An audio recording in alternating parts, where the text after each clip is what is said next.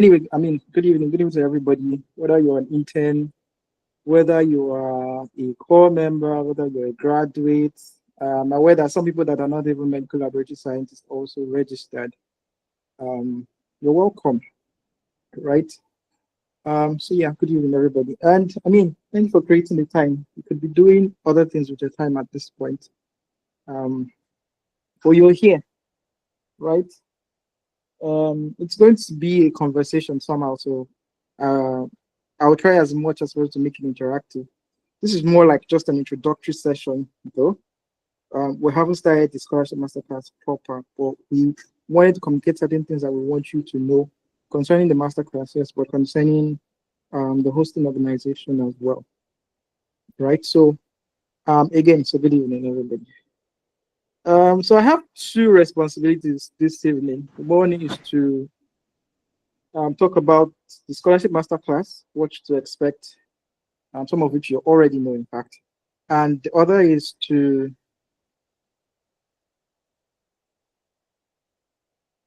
talk about intentional, right? So I'm going to be doing that. But before I go into like the main, you know, discussion, right? So I'm Oluwamuyiwa Ogunkoya. I am the co-lead for this project, the Scholarship Masterclass project.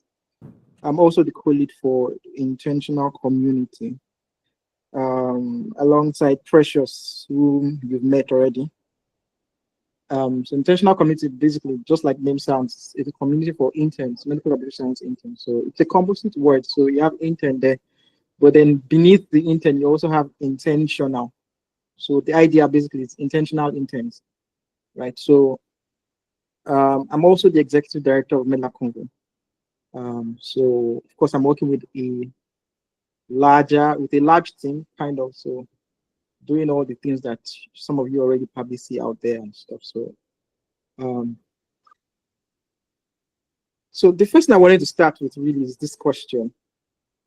Forgive my way of presentation. I don't follow the normal way of presenting. I don't do outline all of those things. I just go with the flow as I when I'm making the preparations. That's how I go. That's how I make my slides. So you're not going to see any textbook outline or how a presentation should be. So like I said earlier, it's supposed to be interactive, right? So the first question I want to ask basically is, what would you say about your internship experience? For those of us that are currently doing internship, for those of us that have done it, right? And I don't know, those of us that have done it for many years now, right? So I'm posting a link to the group chat, to the in-call messages. It's a link to a Mentimeter, right? So it leads you to certain questions about internship. So like to get an idea of what your internship experience has been like. I'm going to go into the other side of the Mentimeter to show what your results are, right? So there are a couple of questions for you to answer there. Things like your mental health, how has it been so far, which is like a major issue. Do you really get support for the internship experience that you have or that you had, right? So a couple of questions, about 10 of them, but very, very quick to answer. So we can spend like the next 2 to 3 minutes answering that. So please, I've posted the link to the group chat, to the in-call messages. You can just follow the link and just quickly answer the question. So I'll be on the other side displaying the results. So I think this is where I am. Right? So I'm waiting for you guys' responses. Okay, 5 responses. Oh wow.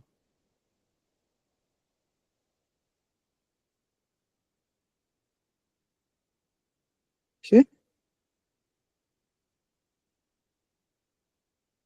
Okay, so the very first question has been answered. Oh, Jesus.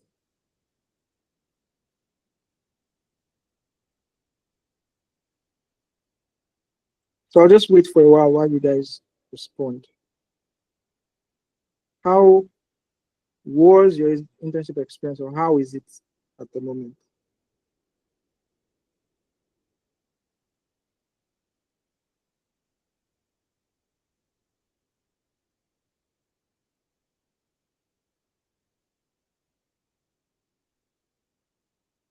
We need to change slides for us to respond to the main question. I need to change slides.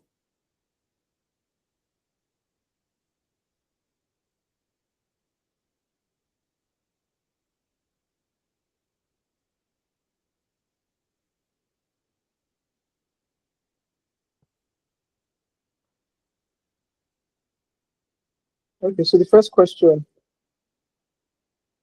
So I'm seeing different responses. So,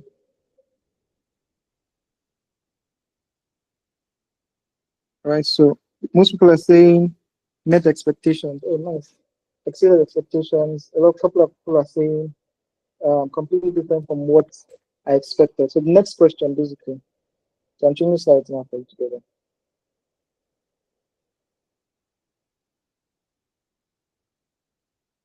All right, so next question says, do you feel that you're gaining enough practical skills?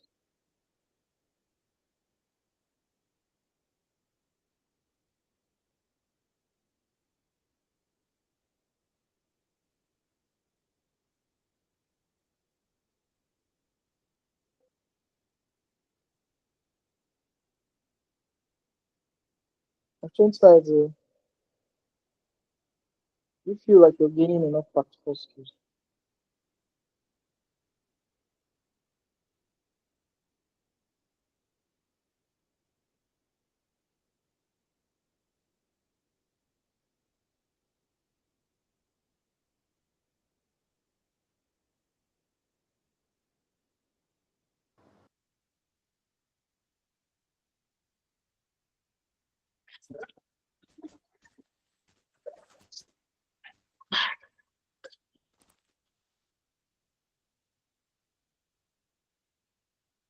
Uh, Come to the next question.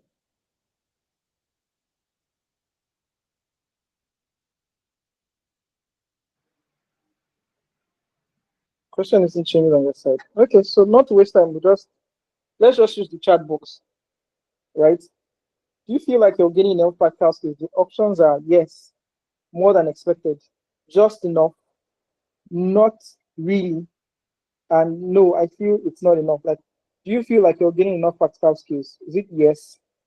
Is it just enough? Is it not really? Is it no? I feel it's not enough. So most people are saying just enough. I'm saying yes, two yeses. Great.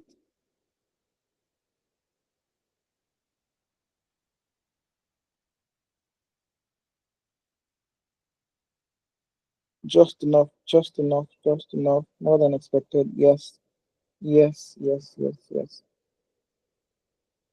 Okay. So let's change again to the next question. Next question is, do you feel like you have enough time to rest and recover between work shift and call duty? Yes, completely. Sometimes not really, not at all. So is it yes? Is it sometimes? Is it not really? Is it not at all?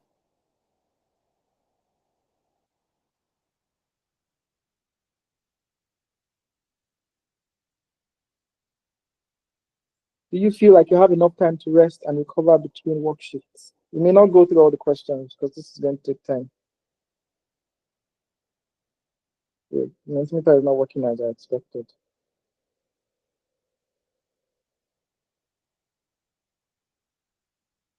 All right.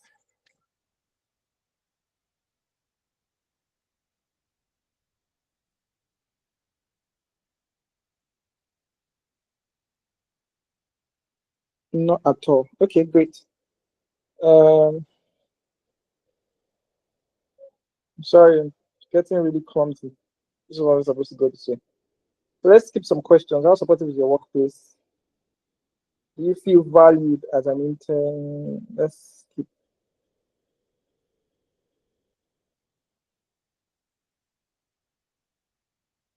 How well has your internship affected your mental health?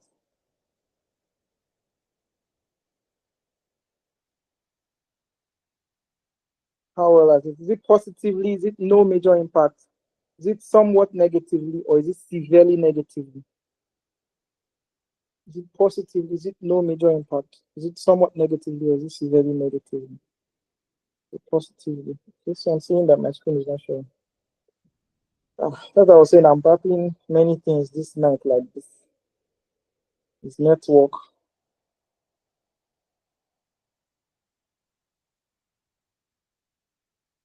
Okay, let me share again.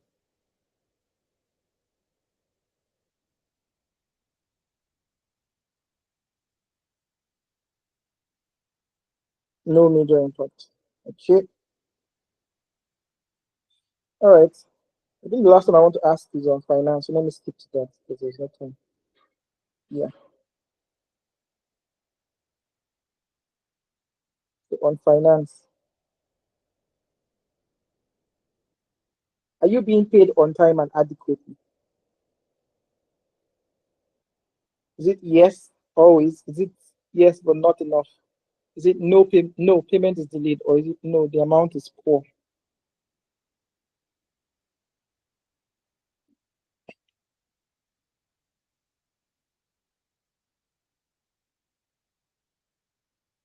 Okay, yes always. I'm saying yes always. I'm saying yes payment is delayed. I've not been paid.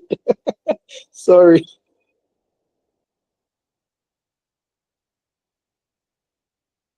Okay, I think we can end here with that. Let's go back to our presentation. Right. So I just wanted to gauge what the experience has been like. I think if we really take a cross section of most facilities in Nigeria, we find that well, some of them are trying, right? But not all of them, right? Some of them are really trying. They're trying to really be up to par, but not all of them. So so we have an issue on our hands on that.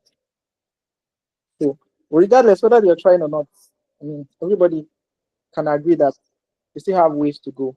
That there's still so much that can be done, right? So if you could change one thing about your internship experience in Nigeria, what would it be? I think this is the last question. Yeah. If you could change one thing about your internship experience in Nigeria, what would it be?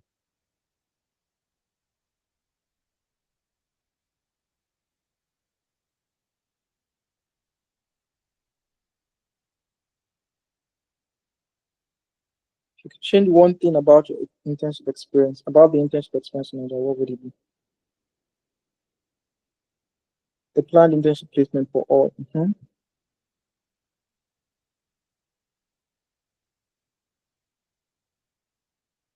Special arts consideration. Okay, that's Yusuf. Yusuf, good evening. Nice to see you here. Struggle to, yeah, I mean,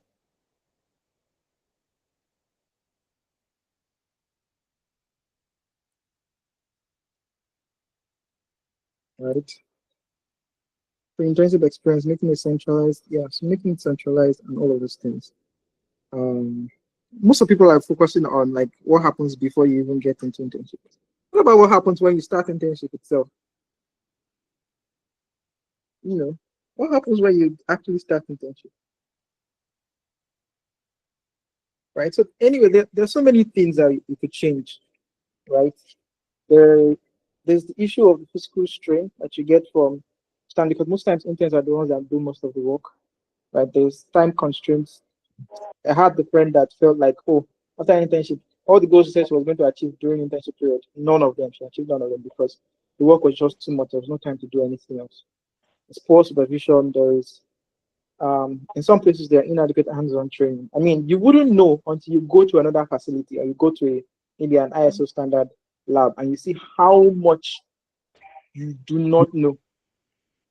The other day, I was talking with one of my senior colleagues and he was asking me some questions regarding chemistry. And I'm like, yeah. And he's like, these are things you're supposed to know while you're doing internship. Like, they're not teaching me these things in internship, right? So there are so many issues. Poor mentorship on staffing, like one on staffing is like a major issue, especially in Lagos, right? Delayed salaries. There's so many things. Like there's so many challenges when it comes to internship, right? And the problem about it is that somebody's muted. Somebody's unmuted, please. Tech support. But the problem about internship is that it's mandatory. Before I Right? write it out, you can be serious. Uh, Isaac, please help mute Sandra. The problem about it is that it is mandatory, right? Um, there's nothing you can do, especially if you want to remain. And I mean, some people know what they want to do with their lives, so they don't even bother to do internship or NYC. They just move on and know what they want to do, meaning that they know they are not going to, they don't want to do anything that has to do with the normal, professional, conventional pathway, right? So they don't even bother. They just go abroad. Maybe they have one very rich uncle that has promised them once you finish, you're going off, that kind of thing. So, but for the most part of us, we still have to do internships. 1 year compulsory. You have to wait to get it in the first place. When you now get it, you're not really getting the best, the optimized experience that you're supposed to get. And has my screen gone off again? Jesus, please.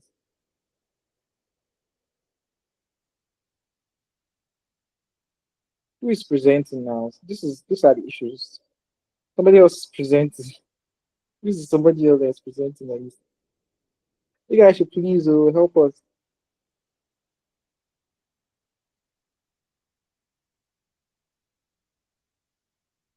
Okay.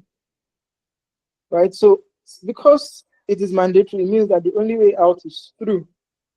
Right? And if the only way out is through and you're going to do it either way, you might as well try to make the most of it. Right? You might as well try to make the most of it. That's the point of intentional. Right? We know that there are challenges with internship. We know that there are so many hurdles to climb to go over and stuff. Right? But are there things that we can do? Because I think the thing about Nigerian system is that I mean, the faster you realize it, the better. Nobody's coming to save you. You only have yourself. Right. So even with the challenges, even with the obstacles, are there ways that we can help ourselves out? Right. So can we help ourselves out to um, do certain things, make life easier for us in some way, get ourselves exposed to certain opportunities that would normally not come our way if we don't do something about it. Maybe advocate for better conditions, advocate for better pay, have like a joint force where we speak out on certain things and let people know what's going on, even if whether they're going to do something on it or not, but hopefully that they do. Right? That's the point of intentional. It's a community for interns, and we're supposed to address all the issues. We're supposed to help ourselves address the issues that concern interns, right? So to maximize the opportunities. Um, internship year is that year where you're just about to get into the market, and I think most people just cruise through it and not really like have a solid plan on how to go about it, what you can do while you're doing your internship, what to do with the money you're earning, right? So because the thing about money is if you don't have a goal, you're most likely going to just spend it anyhow, right? So what to do with that time, basically, how can you really maximize that time? That's the point of intentional, right? And and the general purpose, the core purpose of intentional really is to bridge the gaps that limit a wholesome experience, right? Internship experience by providing platforms where interns can improve themselves, their fellow colleagues, the hospital, university community, and the system at large, right? So we think it's in terms of ripple effect.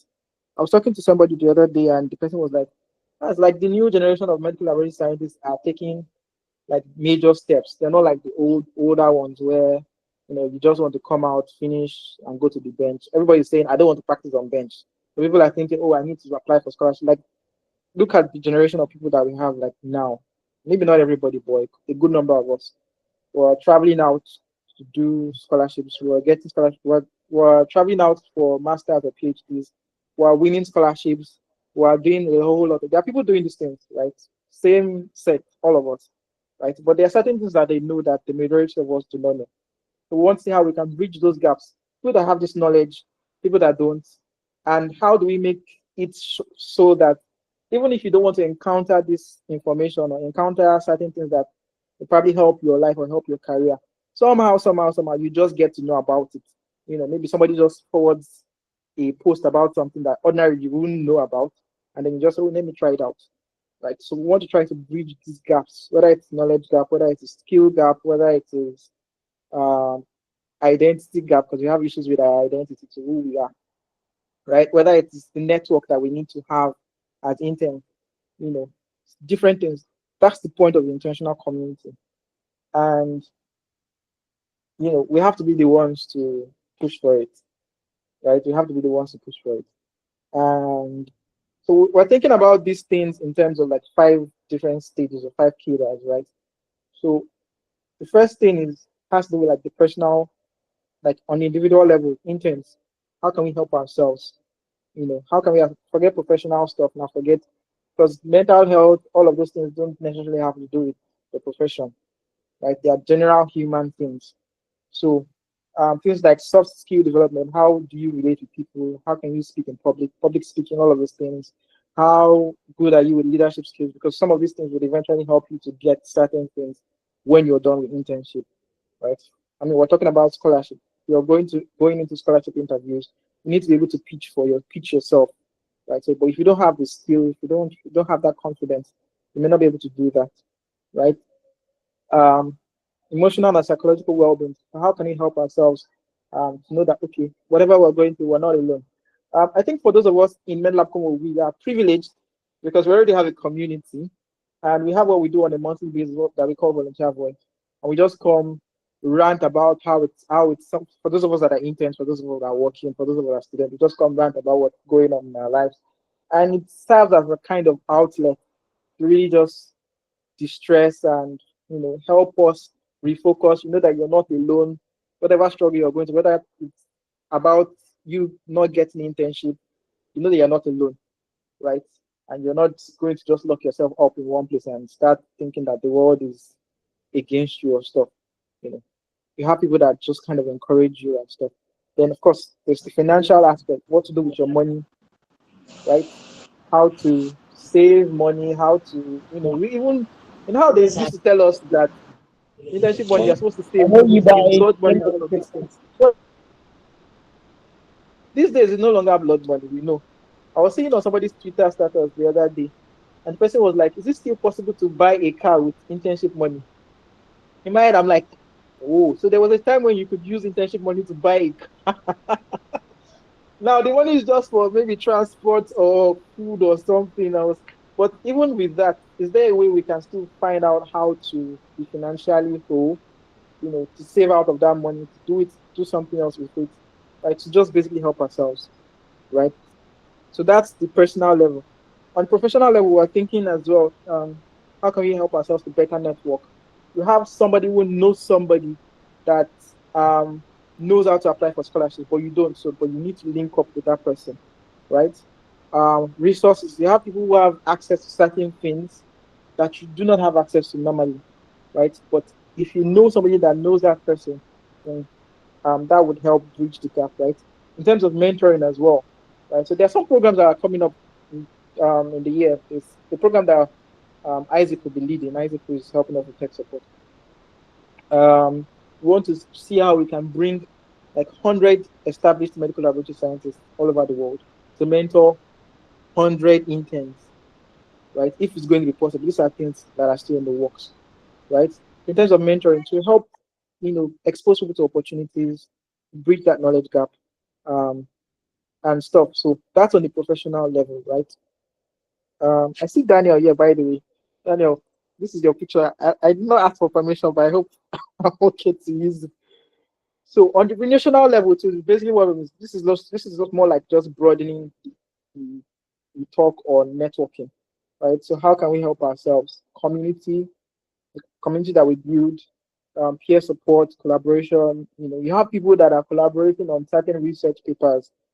And one thing I've come to find about research papers is that you don't even have to be so very, very, very deep and good in whatever you're writing about. You just need a group of people that are, intentional about writing the research paper.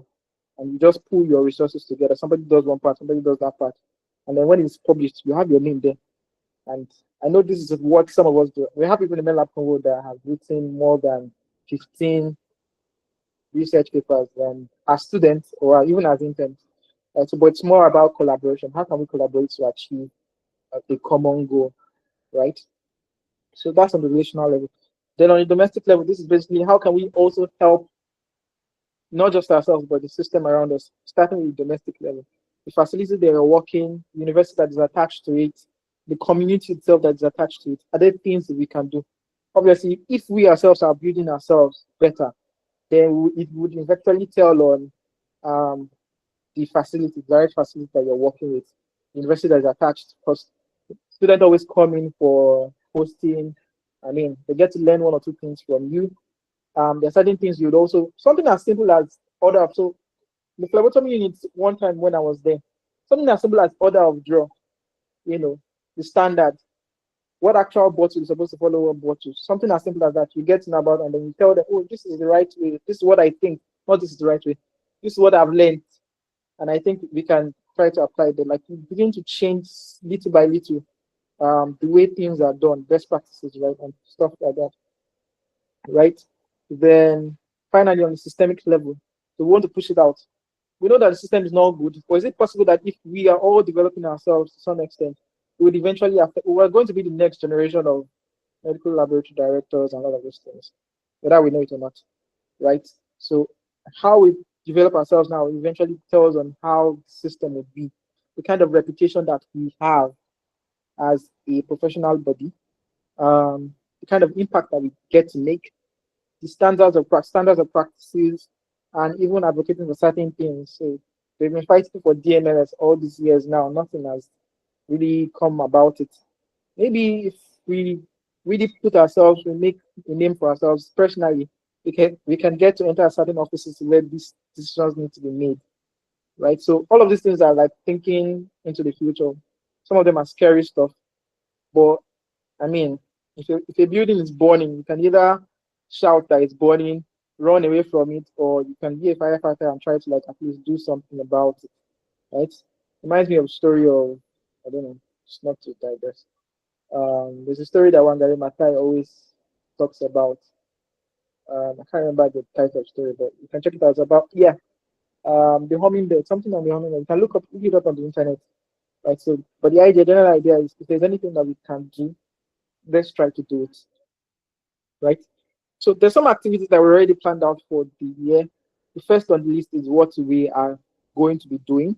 That's the scholarship application, right? We've already started that. That's where we're in now. But there are other things, right? If you join us, you get to know more about these things. The other things I've already talked about: the intentional mentorship, financial literacy for interns, and some of these other things.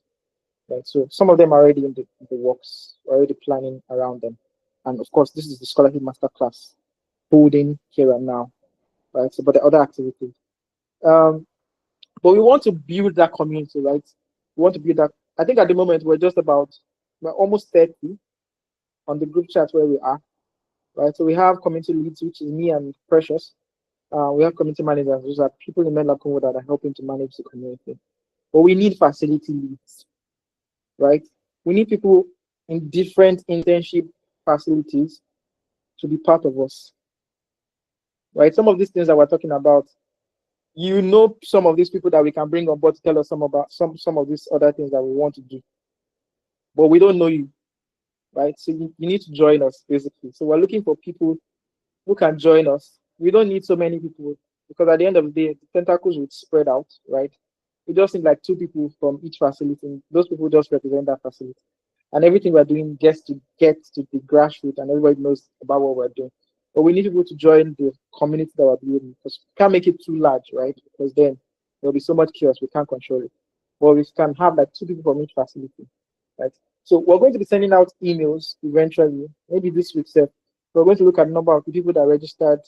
We extract the people that are interns, current interns, and we'll send emails to you. If you're interested, you can just get back to us. I don't know, we'll probably put a link to something and you get back to us and then we can go on with that. So we're trying to build community. So tell your friends to tell their friends, right? So we want to reach as far as possible all the facilities in Nigeria if it's possible. But of course we are building it little by little organically that way. So we need facility leads. So if you wish to join us, you can also check out the website. And so just go to medlabconvo.com/intentional. See some